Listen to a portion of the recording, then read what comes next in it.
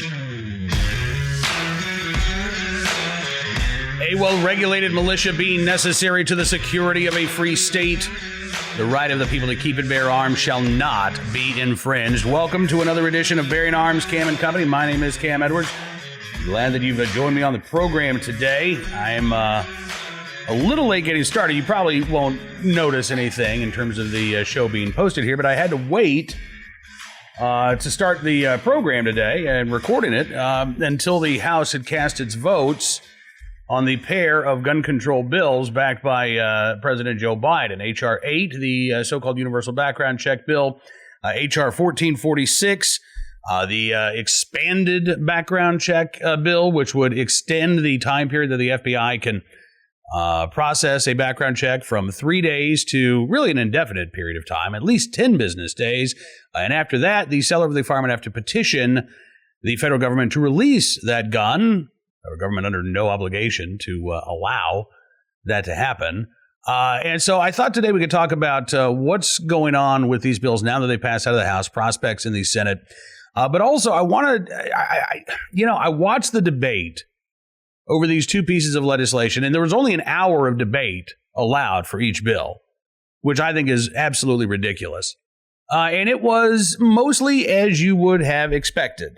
Democrats were proclaiming that these bills were going to save lives, that they're going to stop criminals from getting a hold of guns, that public safety is going to benefit.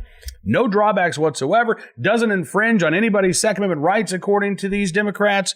Nope. In fact, the only reason why you would be opposed to these measures, according to the folks who voted for it, is if you're in the back pocket of the gun lobby or something like that.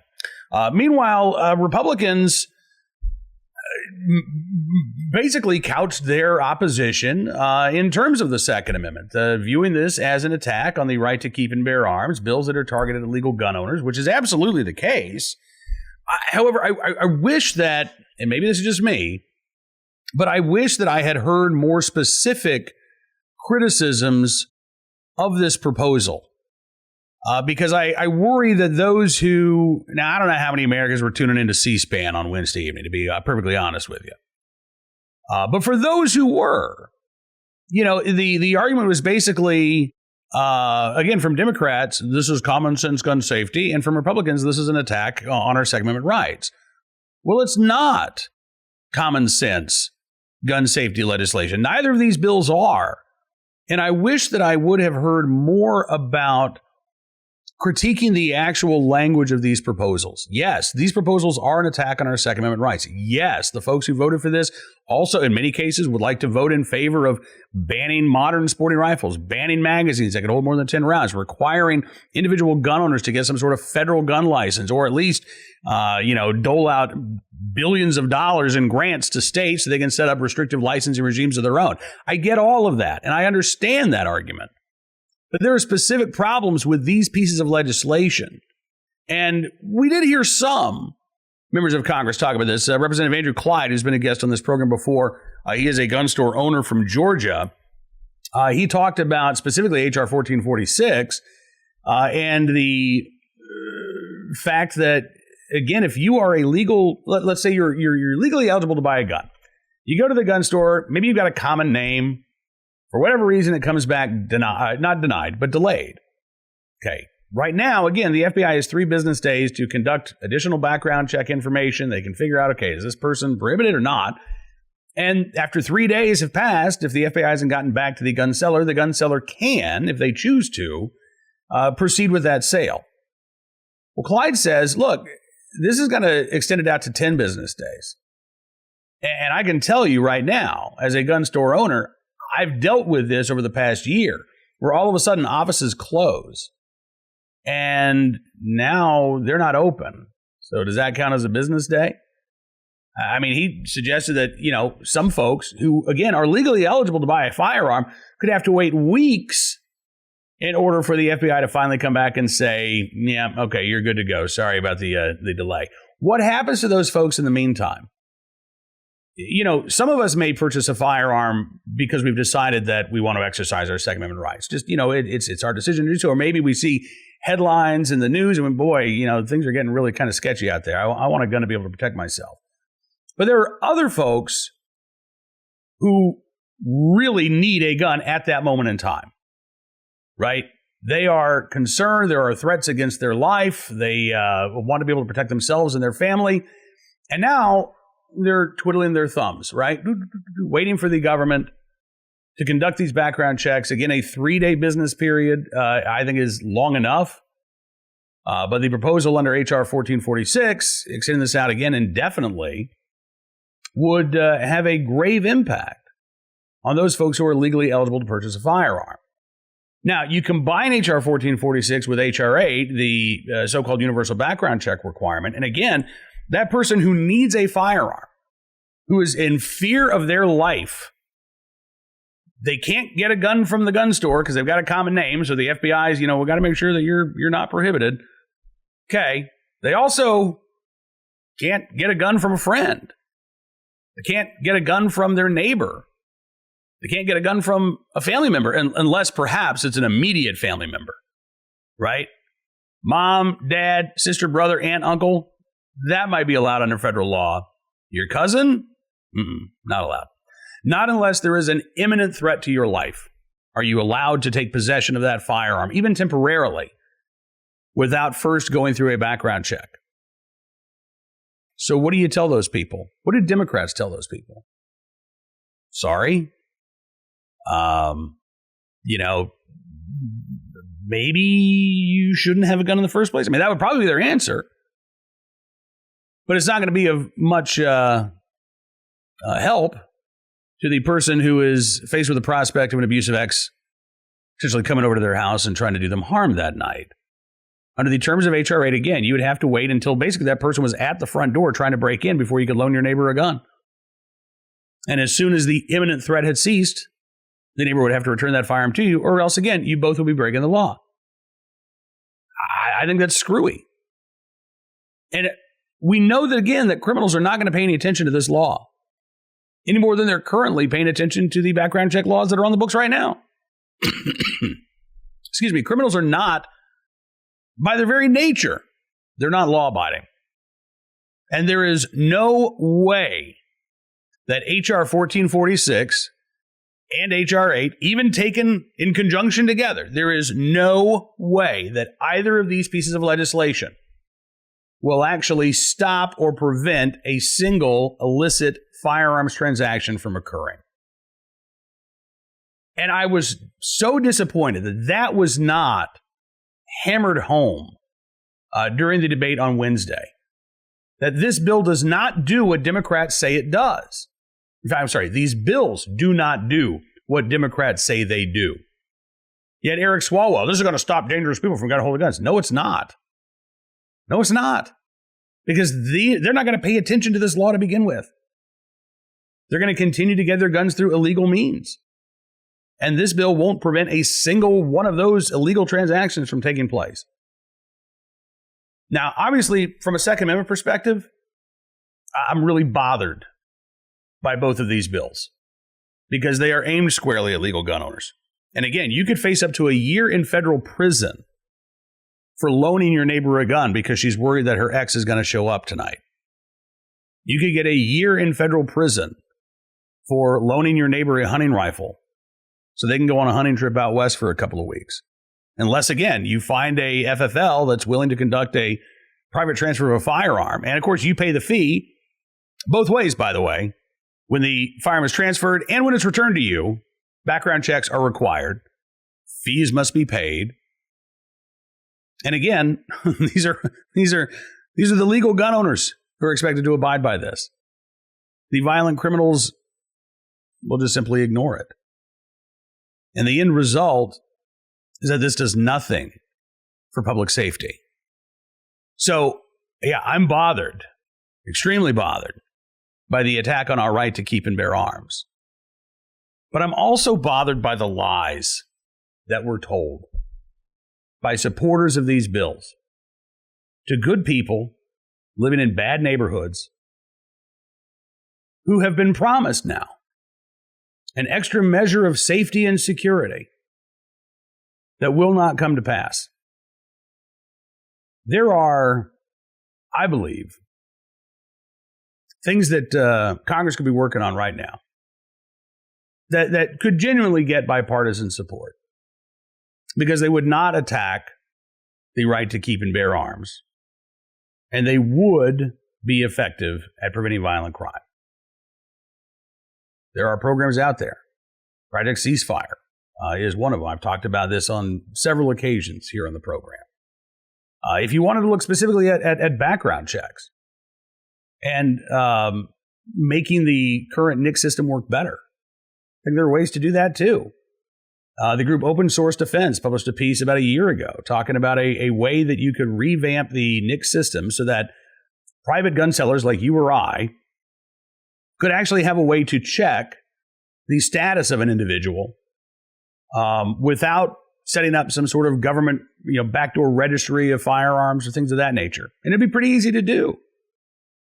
Basically, the way this system would work is if you are wanting to buy a gun, whether it's from a private seller or not, you call the NICS system and you run the background check on yourself and you get a code from the NICS system. 1, 2, 3, 4, 5, 6. And then when you go either to a gun store or to a private seller, they, again, the retailer could run that code through the NICS system. And a private seller, if they didn't know who you were, they wanted that extra layer of security, they also could contact NICS. And they could say, all right, I'm wanting to transfer a firearm. The code is 1, 2, 3, 4, 5, 6. And then the NICS system would come back and say, yep, they're good to go. Or nope, they're denied. Or, well, you got to wait a little bit. The firearm itself never gets mentioned. You're dealing specifically with the individual. So that would alleviate concerns about a backdoor gun registry. I would not require that private sellers do this because, again, I don't think that there's any way to actually enforce that mandate proactively. But it would be a real tool that a lot of gun owners would use if they're selling a firearm to somebody that they don't know. This is something that, I think should have been at least debated, at least brought to the floor. But it wasn't. Instead, again, the current system, they're going to make more burdensome on legal gun sellers and legal gun buyers. They're going to impose criminal penalties for common transfers of firearms. And they're going to do so in such a way that it really is completely unenforceable in terms of preventing the types of illicit firearms transactions that they say they're concerned about. These bills, again, do nothing to stop illicit transfers of firearms. Nothing. Not a thing. So there are a lot of reasons to be bothered by these bills. Again, if you're a Second Amendment supporter, you have just seen an attack on your right to keep and bear arms. You've seen you scapegoated for the actions of violent criminals and the failures of government, by the way, in utilizing the existing resources of the system. And even if you're not a gun owner, even if you're not a huge Second Amendment supporter, you've been lied to because you've been offered empty promises of increased safety and security, and you're not going to get it because the criminals are going to utterly ignore what Congress did today.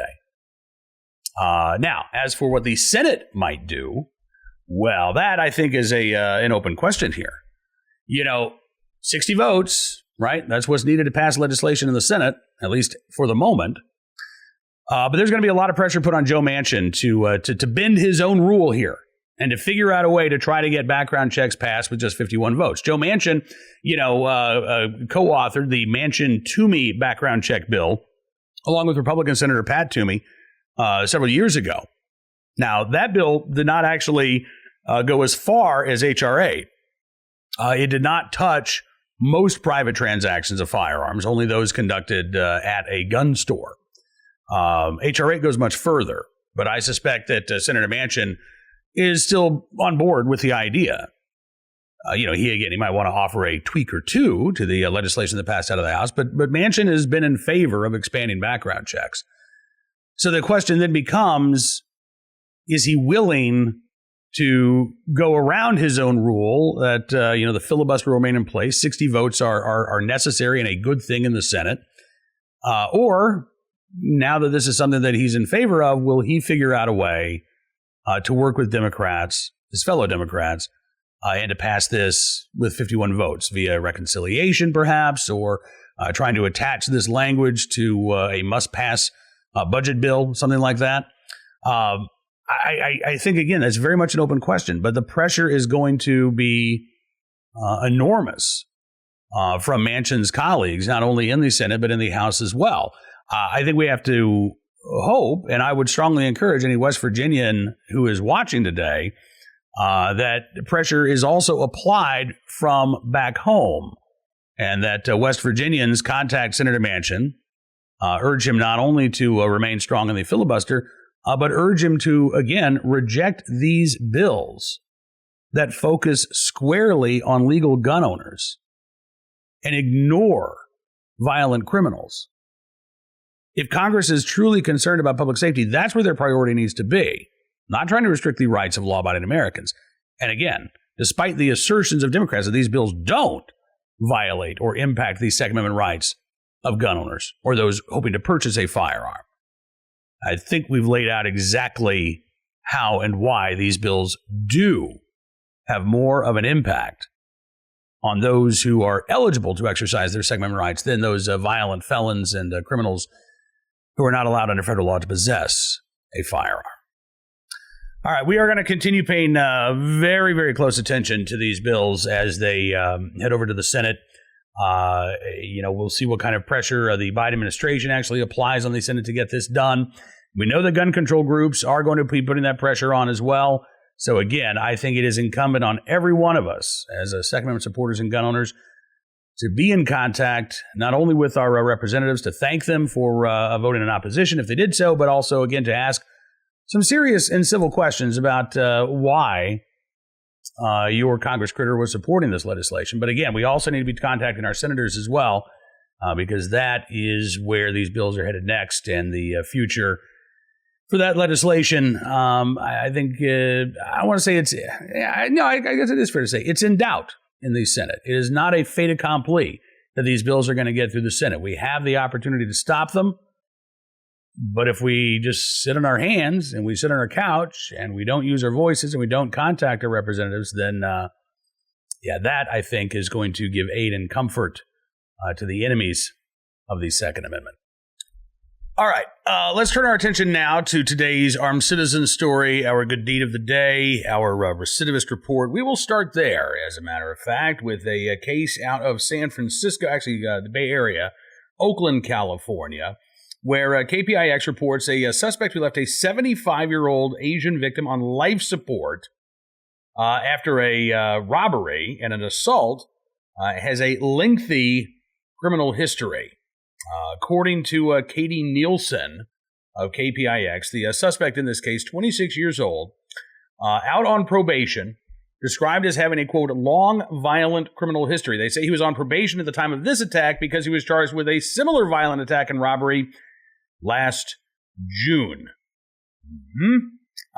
This is amazing. And there's actually a bill that's been introduced in California, Senate Bill 82, which is introduced by State Senator Nancy Skinner, that would only allow charges of petty theft in case of a robbery where no one's injured and no weapons are used. So if it's a strong arm robbery, if it's an assault, but the injuries that you receive aren't severe enough, then they'd only be allowed to charge the criminal with petty theft, even if you were a robbery victim.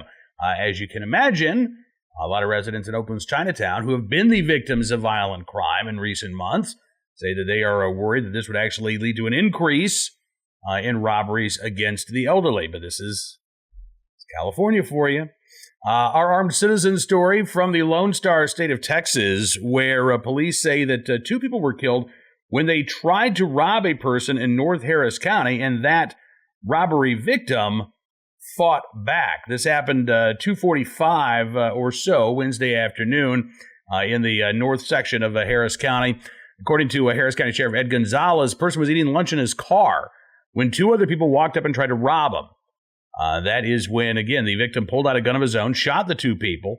A person then jumped out of his car, fled the scene. Fled the scene in a car believed to be driven by the two people attempting to rob him. So he got out of his car and ended up taking the robbery suspect's vehicle, speeding away. He said Gonzalez did that the person later returned, is cooperating with investigators. Don't know if this individual is, a concealed carry holder at this point, but we do know that he is alive today, thanks in part to his firearm. And speaking of life-saving events, how about this? Today's good deed of the day from Bakersfield, California, where a police officer says he was just doing what he needed to do, saving a life in his own backyard. Lieutenant Christopher Knudsen was off duty last Wednesday morning. He said, I heard a bunch of banging on my front door, ringing the doorbell frantically. So I run over there to my front door, and I open the door, and it's one of the landscapers, and he tells me, mi amigo in the pool. And so immediately, he says, my heart just drops. He ran outside to the pool in the backyard, jumped over the safety fence, dove in after the landscaper, still had his leaf blower attached to his body, was there at the bottom of the pool. He said he's face up at the bottom of the pool, eyes wide open. I can tell he's not moving. He's no longer in distress. So I'm thinking the worst at this point. Lieutenant Knudsen said, I got the leaf blower off his back. I swim him up to the top, push him up to the top of the deck, climb out, check him. He's not breathing. There's no pulse. So I immediately start CPR. And he was able to resuscitate the landscaper. He says, quote, now he's doing great. I actually spoke to his brother-in-law a couple of days ago, and he is doing great. That is amazing. Actually, he's already back to work less than a week after nearly drowning. So in the right place at the right time, willing and able to do the right thing. Lieutenant Knudsen there in Bakersfield, California. We certainly do appreciate your very good deed. That is all the time we've got for you on this edition of Bearing Arms Cam & Company. We will be back on Monday with more of the latest Second Amendment news and information. But in the meantime, I would strongly encourage you, to write your representatives about H.R. 8 and H.R. 1446. If they voted against these bills, give them a thumbs up. If they voted for these bills, I would love for you to be polite, be civil, don't be a jackass, but just ask them, how exactly will either of these proposals prevent any criminal from illicitly obtaining a firearm on the black market? I don't think they can answer that question. And might be a good idea to write your senators, too, since that's where the bills are headed next. All right. Don't forget, you can subscribe to Town Hall Media at YouTube. That way you'll never miss a program. Also, Bearing Arms Cam & Company on Rumble or Bearing Arms Cam & Company on Apple Podcasts, Amazon Podcasts, Spotify, SoundCloud, Stitcher, townhall.com's podcast page. A great Friday and a good weekend. We'll be back again on Monday. Until then, be well, be safe, and be free.